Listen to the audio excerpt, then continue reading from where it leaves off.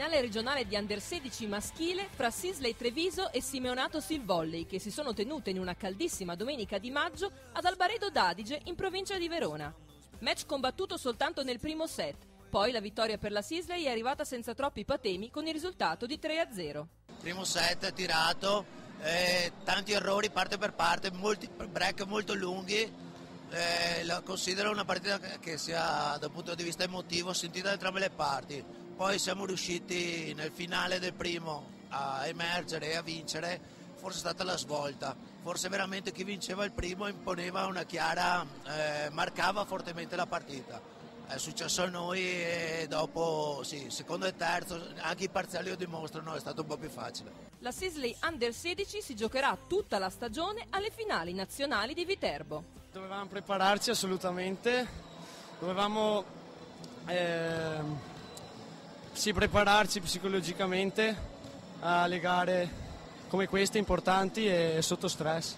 Anche i secondi classificati del Simeonato di Trebasele che andranno a giocare le finali nazionali, ma il secondo posto regionale è già un grosso traguardo raggiunto. Ma noi siamo arrivati a questa partita dove a inizio campionato se ci avessero detto che finivamo in finale regionale non sarebbe, ci avremmo fatto una firmetta. Sinceramente per come è andata la partita è la classica partita dove c'è il rammarico di non aver mostrato quello che si può effettivamente fare. È stata una brutta finale secondo me, dove tutto alla fine si è risolto in battuta ricezione, anche loro non hanno mostrato una buona pallavolo.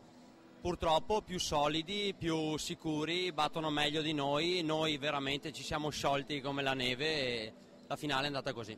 Comunque è una stagione da incorniciare per l'Under 16 del Silvolley e non è ancora finita. La stagione è stata positiva perché nessuno si aspettava che arriviamo così alto in regione, però ce l'abbiamo messa tutta, la grinta, anche grazie agli allenatori e alla nostra grinta personale siamo riusciti ad arrivare qua. Magari con un risultato che speravamo fosse un po' più alto, possiamo dire, però è andata così. Ecco dunque il bilancio di questa stagione fatto dai giocatori stessi. Un campionato bellissimo, eravamo pieni di prospettive, allenamenti erano con un morale molto alto. Siamo arrivati con lo schio con 3 allenamenti molto fiacchi, però forse ci hanno sottovalutato e ce la siamo giocata e abbiamo vinto. Questa qua è stata una partita invece diversa, dove non avevamo la carica che abbiamo avuto nella semifinale e purtroppo siamo ancora un po' dispiaciuti, però pensiamo alle nazionali adesso. Le finali regionali di Under 16 si sono tenute ad Albaredo d'Adige, un evento di grande prestigio per il paese.